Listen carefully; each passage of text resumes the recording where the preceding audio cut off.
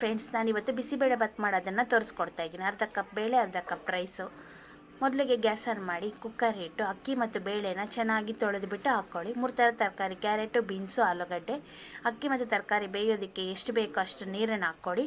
3 table spoon ಕಡಲೆಬೀಜ, ರುಚಿಗೆ ತಕ್ಕಷ್ಟು ಉಪ್ಪು, ಸ್ವಲ್ಪ ಅರಿಶಿನ ಪುಡಿ, ಇಷ್ಟನ್ನು ಹಾಕ್ಕೊಂಡು ಲಿಡ್ ಕ್ಲೋಸ್ ಮಾಡಿ ಫ್ರೆಂಡ್ಸ್. 1 ವಿಷಿಲ್ ಹೊಡಿಸ್ಕೊಳ್ಳಿ. ಅಕ್ಕಿ, ತರಕಾರಿ, ಬೇಳೆ ಎಲ್ಲ ಎಷ್ಟು ನೀಟಾಗಿ ಬೆಂದಿರುತ್ತೆ ಗೊತ್ತಾ? 1 ವಿಷಿಲ್ ಹೊಡಿಸ್ಕೊಳ್ಳಿ, ಚೆನ್ನಾಗಿ ಬೆಂದಿರುತ್ತೆ. ಪಕ್ಕದಲ್ಲೇ ಒಗ್ಗರಣೆಗೆ ಬಾಣಲೆನ ಇಟ್ಕೊಳ್ಳಿ ಫ್ರೆಂಡ್ಸ್. ಅದಕ್ಕೆ 4 ಟೇಬಲ್ ಸ್ಪೂನ್ ಆಗೋಷ್ಟು ಆಯಿಲು, 2 ಟೇಬಲ್ ಸ್ಪೂನ್ ಆಗೋಷ್ಟು ತುಪ್ಪ.